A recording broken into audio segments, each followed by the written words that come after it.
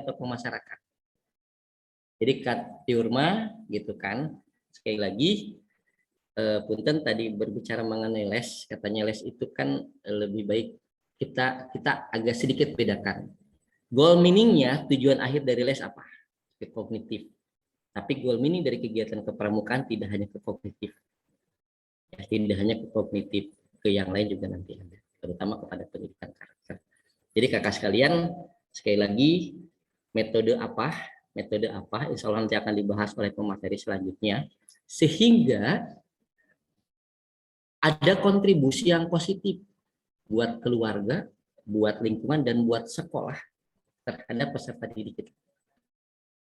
Saya yakin kakak sekalian sudah lebih memahami, sudah lebih menguasai bagaimana metodik dan didaktik dalam mendidik, karena pramuka itu juga goal meaningnya adalah karakter.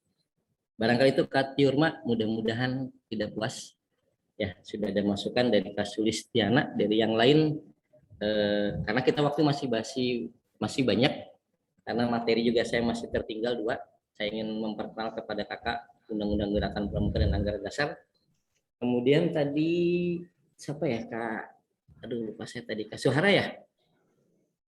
Tadi yang bertanya terakhir Kak Suhara. Kak Suhara, terjawab belum Kak pertanyaan kakak? Belum ya? Yang terakhir.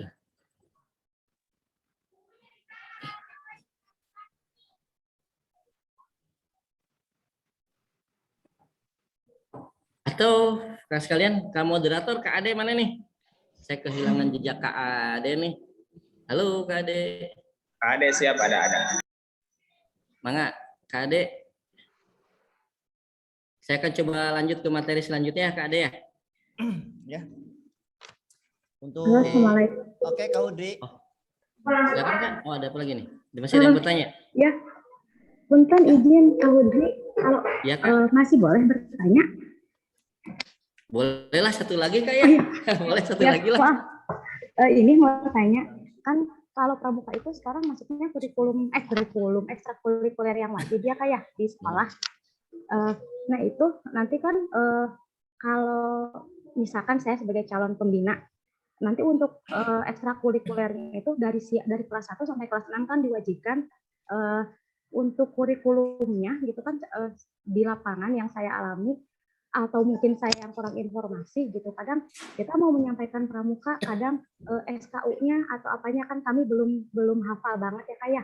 Terus kurikulumnya apa, nanti yang mau kita ajarkan ke anak apa, untuk di siaga apa aja, untuk di penggalang apa aja, kadang kan kita di lapangan belum hafal betul gitu ya Kak ya. Kalau tidak salah yang saya tangkap, nanti di kelas itu masing-masing wali kelasnya yang menyampaikan materi kepramukaan ya Kak ya, kalau tidak salah. Nah yang masalahnya kita tuh belum punya panduan pegangan. Kalau misalkan di kelas kan kita punya silabus, punya apanya gitu, ada RPP-nya, ada kurikulumnya. Kalau untuk kepramukaan seperti apa ya Kak, biar nggak salah kaprah gitu Kak untuk penerapan di kelasnya. Ya, hatur nuhun. Assalamualaikum warahmatullahi wabarakatuh. Waalaikumsalam warahmatullahi wabarakatuh. Satu lagi deh Kak ya. Kakak sekalian, sekali lagi sebenarnya ini nanti akan dibahas di golongan masing-masing. Ketika pemateri golongan masing-masing, hanya gambaran sekilas begini. Di implementasi ke-13 akan ada 3 kegiatan. Yang pertama ada yang disebut dengan pramuka blok. Ada yang hafal Kak pramuka blok itu apa?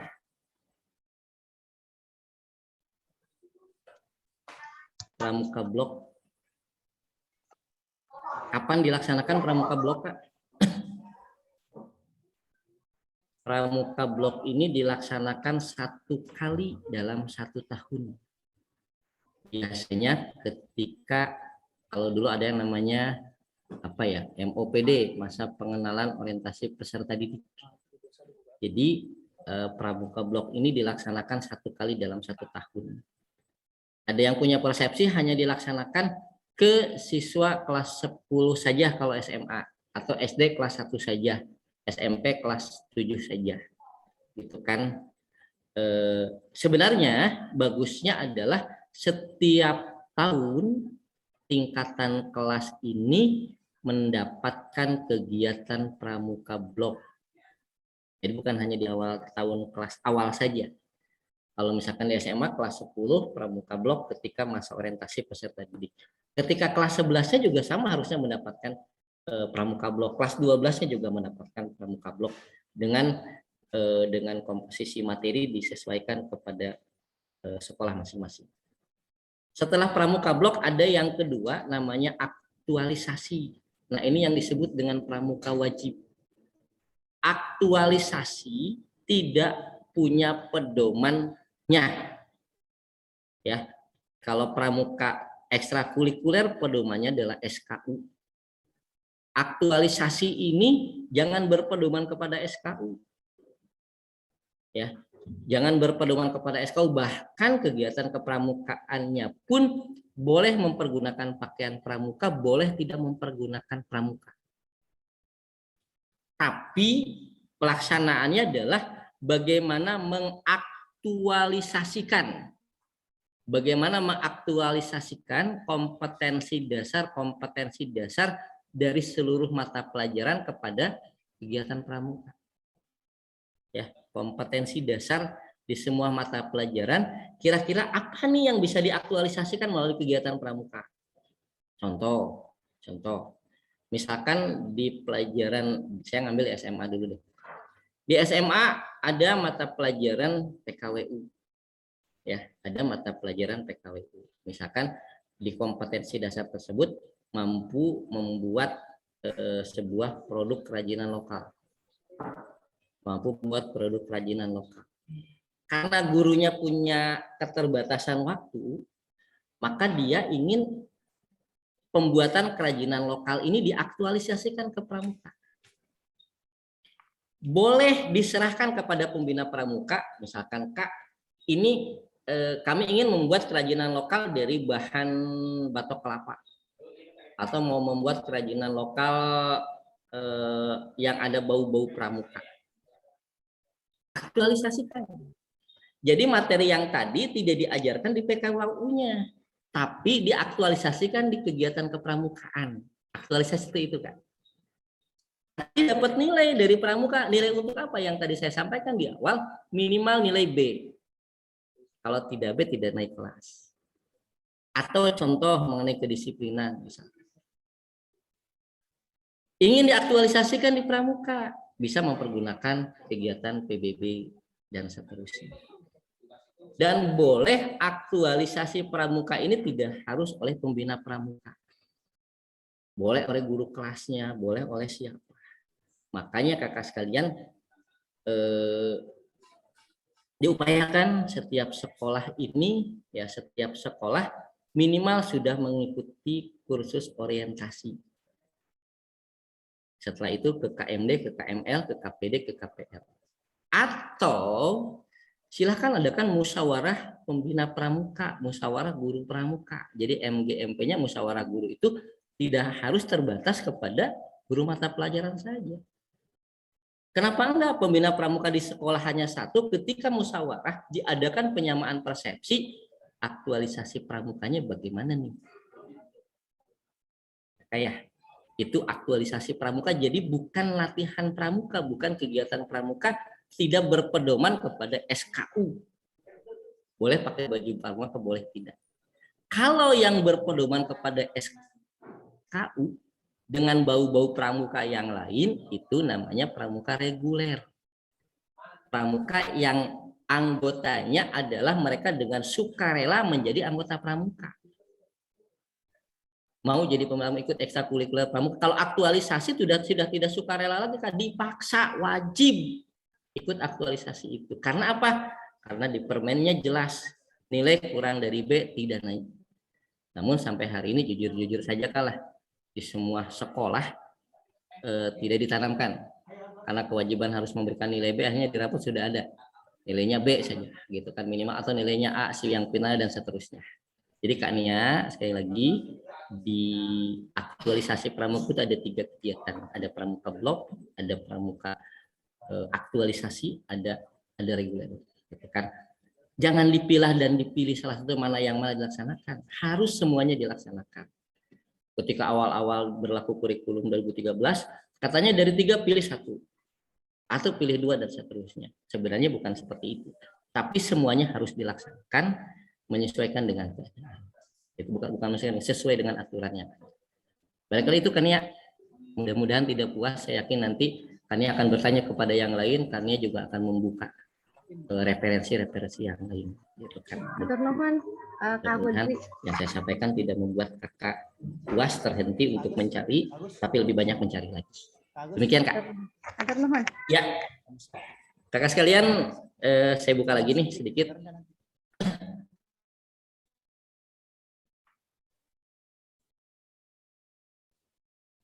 Oh udah. Enggak. Saya di-mute kan?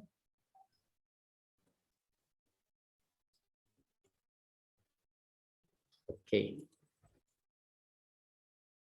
Kakak sekalian pernah mendengar, pernah membaca, pernah mendapatkan sosialisasi tidak mengenai Undang-Undang Nomor 12 Tahun 2010 tentang Gerakan Pramuka? Enggak, silakan. Belum. Belum. Belum Kak, belum. Baru sekarang. Ya, jelaskan Sekarang. Kak. Tolong. Kak Ade, kita break jam berapa Kak Ade? Masih lama Kak. Halo, moderator. Kita mendengar suara Ada saya Kak break? Audrey. Ya, Halo Kak Audrey. ya. Bisa Ada break dulu nggak? Itu kalau ngisi kuesioner ini dulu dong. Nggak ada break? Oke, Cang. Nggak ada ya? Break aja dulu deh kalau ada waktu break mah. Kak Adenya kemana nih, hilang nih?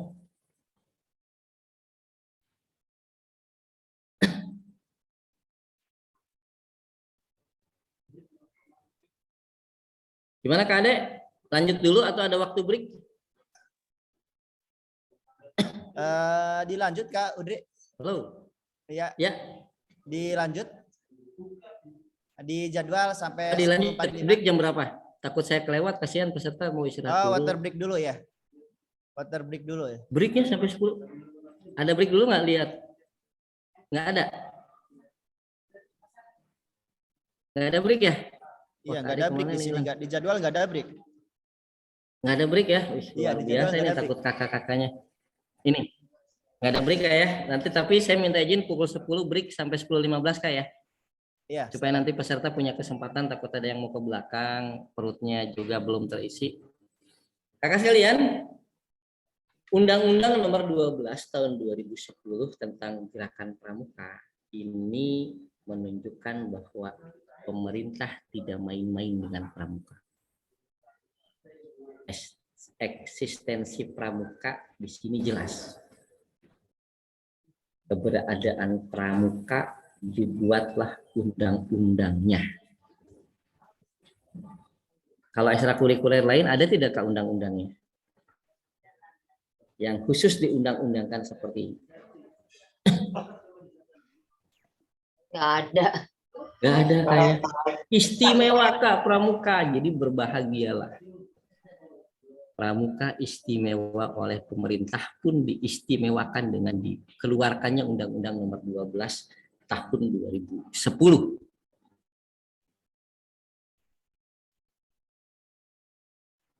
Ya, undang-undang ini menjadi dasar atau acuan bagi semua komponen bangsa untuk secara mandiri terlibat dalam gerakan pramuka.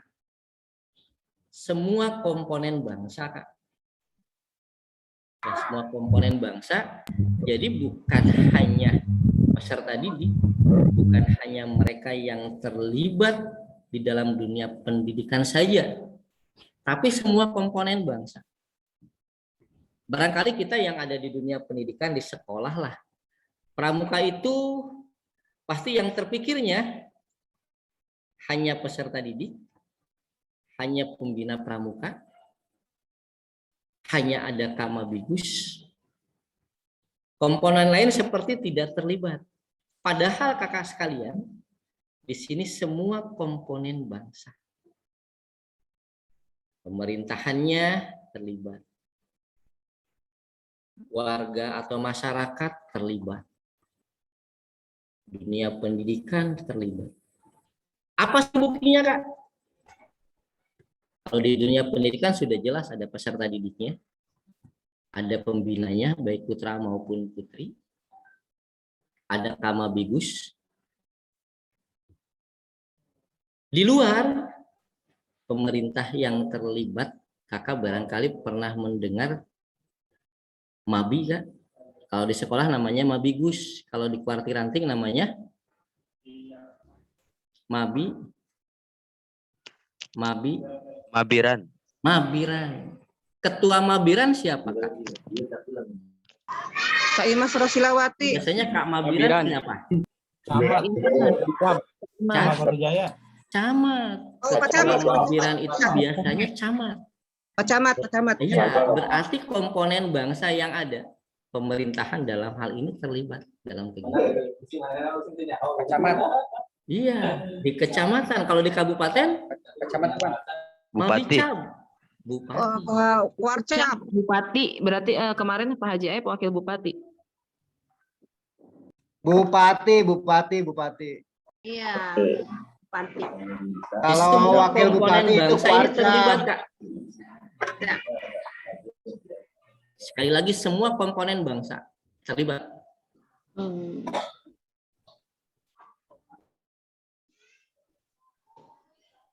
Ini Kakak pernah mendengar revitalisasi.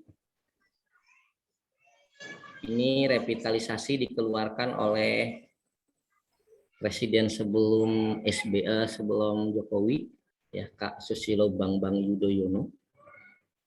Ini mengeluarkan revitalisasi gerakan pramuka. Latar belakangnya kenapa mengeluarkan revitalisasi? Saat itu disinyalir bahwa kegiatan kepramukaan mengalami penurunan. Ya, mengalami penurunan. Makanya adalah kegiatan yang namanya gerakan revitalisasi. Langsung Kak Susilo Bambang Yudhoyono yang mengeluarkan. Inti dari revitalisasi adalah bagaimana pembangunan kepribadian bangsa yang merupakan inti dari pendidikan kepramukaan. Sangat berat, Kak. Ternyata membangun kepribadian bangsa. Makanya ada undang-undang pramuka. Ya, jelas sekali bahwa pramuka ini merupakan satu organisasi yang diistimewakan dengan tujuan pembangunan pertama kepada kepribadian bangsa. Kemudian yang kedua untuk pembentukan kepribadian dan kecakapan hidup. Kecakapan hidup ini bisa tercapai melalui kegiatan-kegiatan yang dilaksanakan dengan mempergunakan metode-metode yang sudah dibakukan dalam undang-undang. Apa saja metodenya nanti? Kemudian mengembangkan potensi diri, meningkatkan kecerdasan, akhlak mulia, dan kepribadian. Goal meaningnya kepada peserta didik ini. Di kegiatan penegak ada namanya bina diri, bina masyarakat, bina lingkungan. Dengan pengembangan potensi diri yang dimiliki oleh peserta didik, maka ya, dengan potensi diri yang dimiliki oleh peserta didik, bagaimana caranya seorang pembina mampu mengarahkan potensi tersebut. Sekali lagi dengan mempergunakan metode-metode yang ada. Nanti akan dibahas oleh pemateri selanjutnya apa metode-metode. Kalau meningkatkan kecerdasan, akhlak mulia, gitu kan, ini akan menjadi imbas secara tidak langsung. Kalau misalkan pendidikan yang kita lakukan berjalan secara maksimal, insya Allah yang lainnya pun akan ikut berpotensi diri. Ketika anggota pramuka penegak, ketika pembina penegak akan memasukkan si A, si B, si C, dan lainnya ke sangganya, ada sangga perintis, ada sangga pendobrak. Jadi nama sangganya tidak sembarangan. Kalau bisa kakak pembinanya juga memasukkan si A, si B, si C, si D itu ke sangga A, sangga B, sangga apa saja. Upayakan harus menyesuaikan dengan kondisi peserta didiknya. Apakah dia itu perintis, selalu merintis, apa dia itu penegas orang atau pendobrak dan lain-lain. Jadi ternyata luar biasa, Kak. Memasukkan peserta didik ke setiap sangga saja, kita harus menganalisis kepribadian anak itu, harusnya demikian. Tapi rata-rata, udahlah kamu mah ke sangga perintis, sangga penegas, sangga pendobrak dan lain. Gitu kan. Nah, ini harusnya seperti demikian. Kemudian memiliki pengendalian diri dan kecakapan hidup untuk menghadapi tantangan sesuai dengan tuntutan perubahan kehidupan lokal, nasional, dan global. Luar biasa, Kak, bukan hanya lokal, bahkan sampai global. Tugas kita selaku pembina. Sekali lagi, tugas kita selaku pembina dengan memberikan prinsip dasar dan metode pendidikan kepramukaan, bagaimana caranya kita bisa mengarahkan mereka untuk menghadapi tantangan sesuai dengan tuntutan perubahan kehidupan. Urgensi pembentukan undang-undang gerakan pramuka. Yang pertama, ya secara filosofis, gerakan pramuka merupakan wadah pengembangan diri untuk melahirkan kader penerus perjuangan bangsa dan negara. Penerus perjuangan bangsa dan negara secara filosofi. Kemudian kaum muda saat ini cenderung memiliki kepekaan dan solidaritas sosial, semangat kebangsaan dan kebersamaan, persatuan dan kesatuan, sehingga diperlukan sistem pembinaan kaum muda yang dapat menciptakan manusia berkepribadian yang luhur. Sekali lagi, kegiatan kepramukaan, gerakan pramuka ini mempunyai tugas adalah melakukan pembinaan terhadap kaum muda yang dapat menciptakan manusia berkepribadian luhur. Kemudian, ya secara ini belum memiliki undang-undang yang komprehensif mengatur mengenai gerakan pramuka. Karena gerakan pramuka selama ini hanya diatur secara parsial. Maksudnya secara parsial ini hanya dalam bentuk petunjuk penyelenggaraannya saja. Kalau sekarang sudah dibuat undang-undang. Kemudian tujuan gerakan pramuka, ini nanti akan kita lihat di anggaran dasar juga ada. Membentuk setiap pramuka agar memiliki kepribadian yang berakhlak mulia. Yang membentuk setiap pramuka agar memiliki kepribadian yang berakhlak mulia, berjiwa patriotik, taat hukum, disiplin, menjunjung tinggi nilai-nilai luhur bangsa, dan memiliki kecakapan hidup sebagai kader bangsa dalam menjaga dan membangun negara kesatuan Republik Indonesia, mengamalkan Pancasila, serta melestarikan lingkungan hidup. Ini tujuan gerakan pramuka. Di undang-undang, di anggaran dasar juga nanti ada, tidak jauh. Nah, pendidikan kepramukaan dilaksanakan berdasarkan nilai dan kecakapan dalam rangka pembentukan kepribadian dan kecakapan hidup. Kegiatan kepramukaan dilaksanakan dengan berlandaskan pada kode kehormatan pramuka. Ada yang hafal, Kak, kode kepramukaan? Apa sih kode kepramukaan pramuka itu? Kode kehormatan pramuka, sorry. Trisatya Dasa Dharma. Yakin, Kak, kode kehormatannya Trisatya dan Dasa Dharma? Yakin. Kalau siaga apa, Kak, kode kehormatannya? Yang siaga nih. Satya dan Dwi Dharma. Dan Dharma Pramuka. Dwi Dharma dan Kalau penggalan? Kode kehormatan satu pramuka dan Dharma Pramuka. Trisatya. Satya dan Dasa. Dan Dharma. Oke. Apa-apa, nanti di pemateri Penggalang selanjutnya Trisatya. ada kode janji, ada kode kehormatan. Kemudian untuk meningkatkan kemampuan spiritual dan intelektual, keterampilan dan ketahanan diri yang dilaksanakan melalui kegiatan, nah, melalui metode belajar interaktif dan progresif yang disesuaikan dengan kemampuan fisik dan mental pramuka. Kemampuan fisik dan mental pramuka. Kemarin punten tidak membahas mendirikan di Ciamis. Ini tidak disesuaikan dengan kemampuan fisik dan mental pramukanya. Kegiatan susur sungai sekarang Kuartir daerah Jawa Barat bahkan Kuartir nasional melarang kegiatan itu.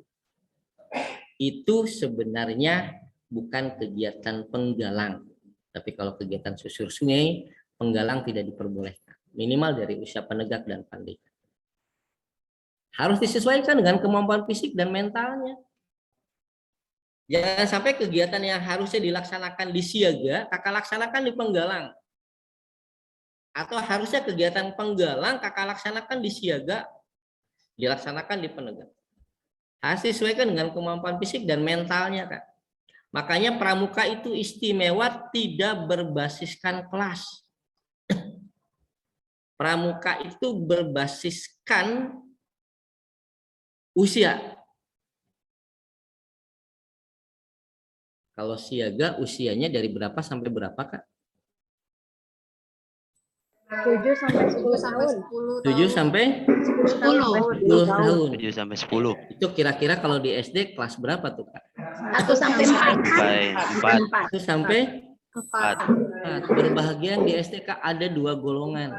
Ada siaga, ada Siaga penggalang. dan penggalang. Tapi kalau ternyata di kelas 5 ada yang masih Ya, ada usianya 10 di bawah 10 tahun, ajak ke siaga latihannya. Atau ada kelas 4 ternyata usianya lebih dari 10 tahun di penggalang.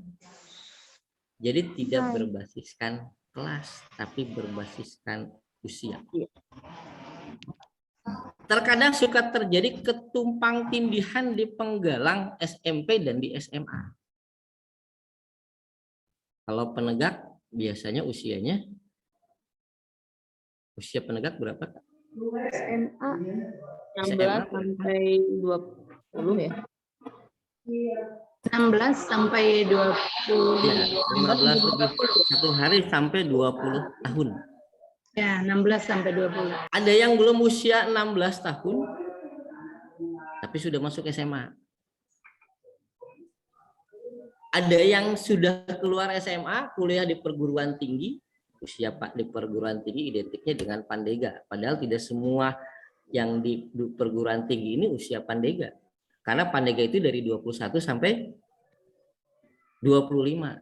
Usia 25 tahun lebih dari 1 hari ke atas sampai tak terhingga, ini adalah orang dewasa. dewasa. Saya masih di bawah 25 tahun, Kak. Tapi sudah lulus pendidikan tinggi dan mengajar di satu tempat. Apakah saya masuk kepada usia peserta didik? Atau sudah masuk usia pembina? Kalau masih usia peserta didik di bawah 25 tahun, tapi sudah menikah, itu sudah lepas usia peserta didiknya. Dia sudah menjadi anggota dewasa.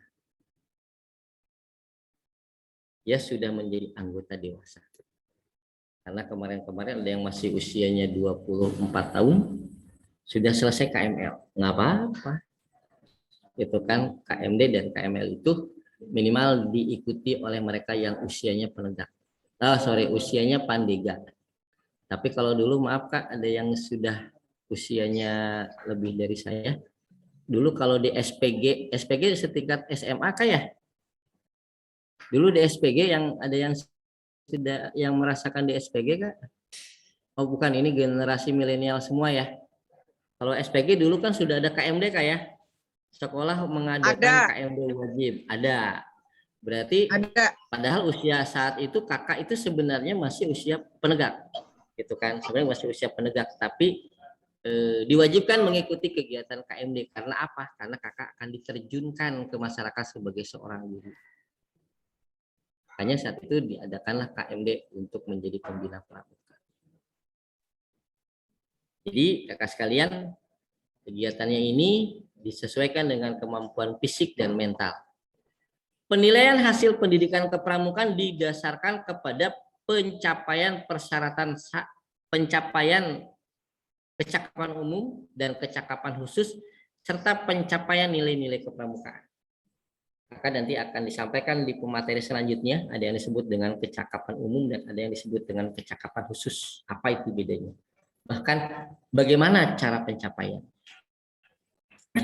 Pencapaian hasil pendidikan kepramukaan dinyatakan dalam sertifikat dan atau TKU.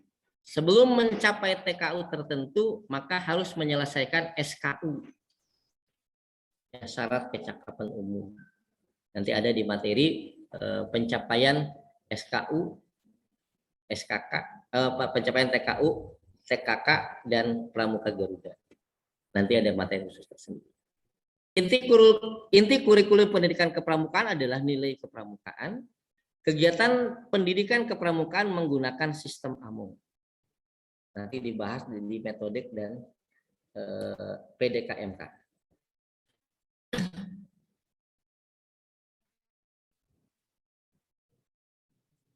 Kelembagaan gerakan pramuka itu bersifat yang pertama Assalamualaikum mandiri. Kak Hudri, mohon maaf. Ya, gimana Kak? Mangga? Kak Hudri, mohon maaf. Ya Kak? Ini di kami hujan lebat. Ya. Hujan lebat Kak, mohon maaf. Ini terputus-putus ya. Sama ya, suara saya terputus-putus Kak. Gimana bagusnya Kak? Ya, ini hujan Kak Hudri. Ya. Kalau saya terputus-putus nggak suaranya Kak? Tidak. Tidak Kak? Oke. Tidak. Kakak sekalian tidak apa-apa yang yang terputus. Gimana Kak? Tidak Kak. Ya, Mangga. Hujannya lebat. Ada petir. Tadi sempat gitu. off tadi Ya. jaringannya. Ya. Oke. Kanang gimana nih, mana moderator? Gimana? Kakak sekalian, kakak tidak kaku, artinya begini. Ketika kakak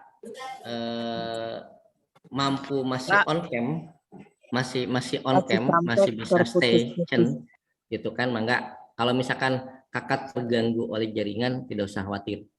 Insya Allah nanti panitia dan Peldam juga akan menyikapi hal itu, gitu kan kayak. Karena masih ada yang mendengar suara saya dengan jelas Kak? Atau tidak jelas semua? Masih Jelas. Putus Kak. Tawuran ini. Ada? Masih jelas Kak. Masih? Jelas, Kak, Oke, lanjut. kalau masih kita lanjut Kak ya. Iya dilanjut Yang Kak, masih jelas. Tidak jelas.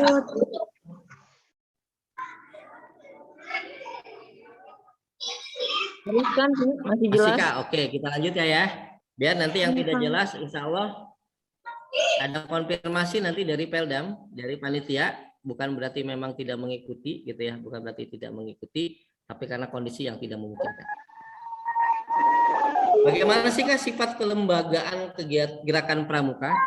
Yang pertama, pramuka itu mandiri ya. Organisasi gerakan pramuka merupakan lembaga yang mengelola sendiri kelembagaan. Jadi tidak ada campur tangan pemerintahan harusnya. Tidak ada campur tangan dari unsur manapun. Tidak ada campur tangan dari lembaga manapun. Kegiatan kepramukaan dikelola oleh kuartil. Dari kuartil ranting yang terendah sampai ke kuartil nasional. Ya, jadi sekali lagi, independen, mandiri. Pemerintah tidak bisa melakukan intervensi. Di tingkat nasional, pengelolaan kegiatan kepramukaan dilaksanakan oleh kuartil. Di daerah, provinsi tingkat 1 dikelola oleh kuartil daerah. Di daerah tingkat 2 dikelola oleh kuartil cabang. Di kecamatan dikelola oleh kuartil ranting. Mereka semualah yang mengelola kegiatan kepramukaan secara mandiri. Kemudian yang kedua, sifatnya sukarela. Nah ini jujur-jujur saja Kak, jujur-jujur saja agak sedikit bertentangan dengan pramuka wajib. Ya, agak sedikit bertentangan dengan pramuka wajib. Sebenarnya pramuka itu sifatnya sukarela, tidak diwajibkan, ya tidak diwajibkan. Hanya ada 3 tadi blok aktualisasi dengan reguler. Ya, yang pramukanya adalah regulernya. Kalau yang aktualisasi yang sifatnya wajib ini bertentangan dengan sifat kelembagaan pramuka. Kemudian yang ketiga adalah non politis. Gerakan pramuka bukan merupakan bagian dari salah satu organisasi sosial politik manapun. Non politis. Kalau ada yang menunggangi tidak tanggung jawab. Kalau ada yang menunggangi tidak tanggung jawab, tapi pada dasarnya sifat pramuka itu adalah non politis. Kalau bentuk organisasinya seperti apa Kak? Tunggal di atas, plural di bawah, berarti bahwa secara nasional hanya ada satu organisasi gerakan pramuka. Dan tadi saya sampaikan, di nasional ada kuartir nasional, di daerah ada kuartir daerah tingkat 1, berarti di daerah tingkat 1. Di kuartir di kabupaten ada kuartir cabang.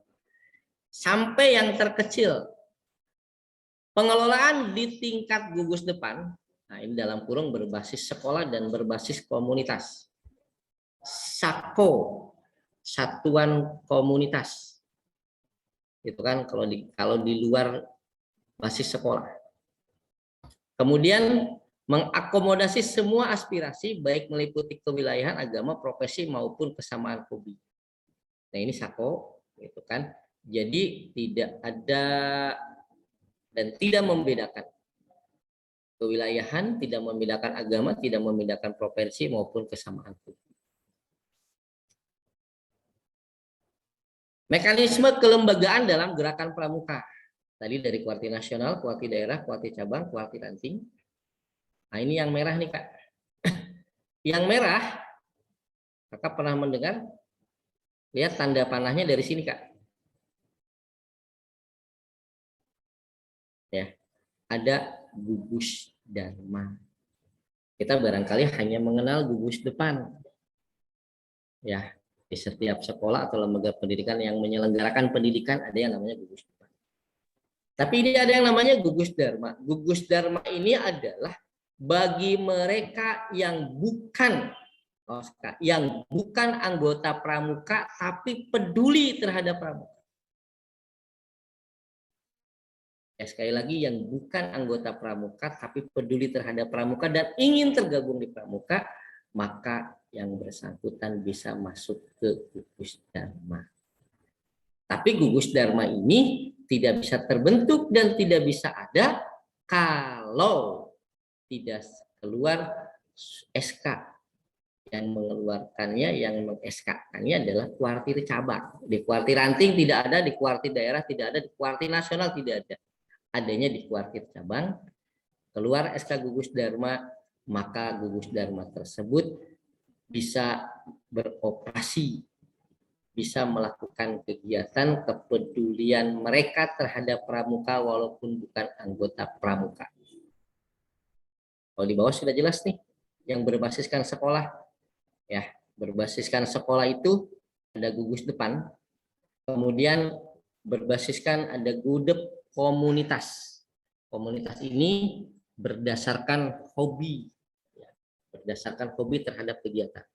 Ada satuan komunitas yang hobinya misalkan kegiatan A, kegiatan B, dan seterusnya.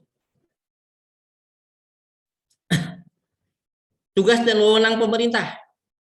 Yang pertama, menjamin kebebasan berpendapat dan berkarya dalam pramuka. Yang kedua, membimbing, mendukung, dan memfasilitasi. Kemudian yang ketiga, membantu ketersediaan tenaga dan dana dan fasilitas yang diperlukan untuk pendidikan kepramukaan. Wewenangnya melakukan pengawasan terhadap penyelenggaraan pendidikan pramukaan sesuai dengan ketentuan perundang-undangan. Pengawasan tersebut dilaksanakan oleh menteri dan gubernur serta bupati. Jadi saya sampaikan tadi semua komponen bangsa, ya, semua komponen bangsa yang masuk ke dalam pemerintah. Kalau di tingkat ranting ada camat, di tingkat kabupaten ada bupati, di tingkat provinsi ada gubernur, di tingkat nasional ada presiden. Ini tugasnya ini Kak, yang 3 ini. Di samping memiliki tugas juga memiliki wewenang. Kemudian apa sih hak dan kewajiban? Nah, ini di sini ada komponen peserta didik, komponen orang tua, komponen masyarakat. Hak peserta didik mengikuti pendidikan kepramukaan, menggunakan atribut pramuka, mendapatkan sertifikat atau tanda kecakapan lainnya, mendapatkan perlindungan selama mengikuti kegiatan kepramukaan. Hak orang tua mengawasi penyelenggaraan pendidikan kepramukaan dan memperoleh informasi tentang perkembangan anaknya. Hak masyarakat berperan serta dan memberikan dukungan sumber daya dalam kegiatan pendidikan kepramukaan. Sumber dayanya di sini luas, gitu kan? Sumber dayanya luas. Kemudian kewajiban peserta didiknya melaksanakan kode kehormatan, menjunjung tinggi harkat dan martabat, mematuhi semua persyaratan dan ketentuan perlindungan kepramukaan, pendidikan kepramukaan. Kemudian orang tua membimbing, mendukung dan membantu anaknya. Nah, ini kakak sekalian, kita perlu mensosialisasikan kepada orang tua peserta didik kita kenapa mereka perlu mengikuti kegiatan kepramukaan dan jangan sampai mereka khawatir. Oleh karena itu, kakak pernah mendengar akreditasi gugus depan, Kak? Pernah mendengar? Belum, Kalau Kak. akreditasi sekolah, semakin tinggi akreditasi sekolahnya, maka sekolah tersebut secara kualitas baik, Kak, ya? Iya. Akreditasi gugus depan juga sama. Semakin tinggi nilai akreditasi gugus depan, maka secara kualifikasi berarti gugus depan itu sangat luar biasa sesuai dengan nilainya. Ya, sesuai dengan nilai di Kabupaten Karawang, dari sekian banyak gugus depan, baik yang berpangkalan di SD, SMP maupun SMA, baru 63 gugus depan yang sudah terakreditasi. Baru 63 sekolah, Kak. Sekabupaten Karawang ada berapa sekolah? Saya tidak hafal. Baik SD, SMP maupun SMA. Baru 63 yang terakreditasi gugus depan. Barangkali yang ke 64, 65 dan seterusnya nanti gugus depan kakak. Atau barangkali di gugus depan kakak juga sudah ada yang terakreditasi. Jadi intinya, kenapa harus ada akreditasi? Dengan makin tingginya nilai akreditasi berarti makin tersedianya baik secara sarana, secara kependidikan kepramukaan pembinanya, atau hal-hal yang lainnya, maka sebagai orang tua akan memiliki ketenangan. Sekali lagi, sebagai orang tua akan memiliki ketenangan ketika anak kita menjadi peserta didik, menjadi anggota pramuka. Karena yakin, akreditasi tinggi berarti pembinanya sudah qualified dong. Pembinanya minimal ada yang sudah KMD, ada yang sudah KML, bahkan ada yang sudah jadi pelatih. Sarananya juga seperti apa. Kemudian kegiatan-kegiatan seperti apa. Pokoknya semakin tinggi nilainya, maka fasilitas yang dimiliki oleh sekolah itu bagus, maka orang tua akan semakin tenang menitipkan anaknya menjadi anggota pramuka, dan insya Allah maka kekhawatiran pramuka kurang anggotanya itu akan teratasi.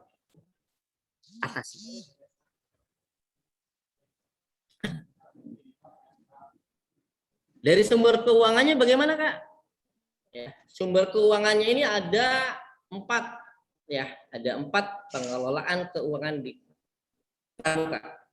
Yang pertama secara transparan, artinya siapapun berhak mengaudit, siapapun berhak tahu, siapapun berhak melihat sumber dana, sumber keuangan baik penerimaan maupun pengeluaran. Yang kedua, tertib. Tertib ini mempergunakan administrasi yang bagus, teradministrasi, tercatat. Kemudian akuntabel, dapat dipertanggungjawabkan. Kemudian yang terakhir adalah sesuai dengan peraturan perundang-undangan yang berlaku.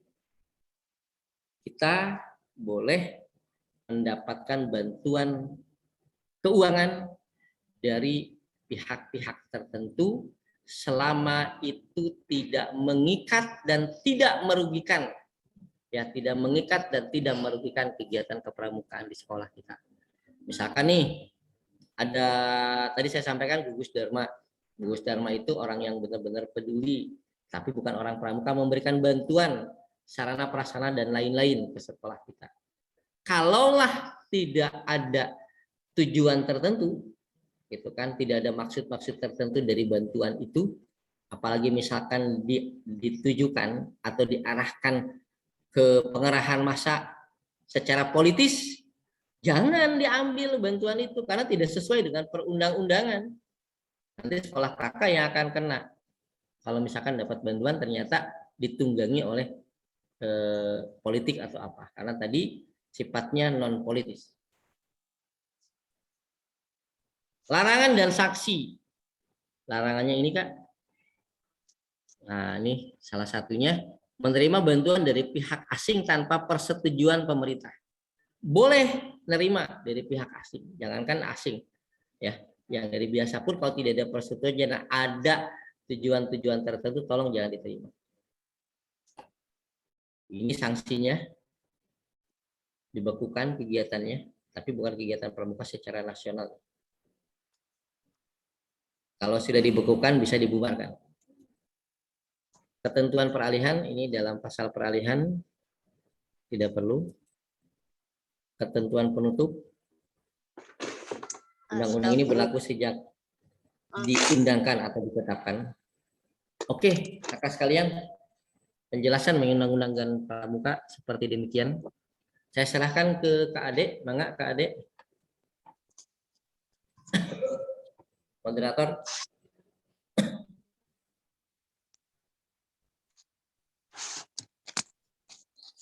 Oke, halo.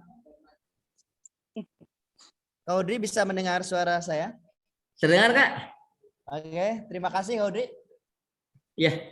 Ya, masih ada waktu tapi istirahat dulu gitu ya? Atau gimana Kak Audrey?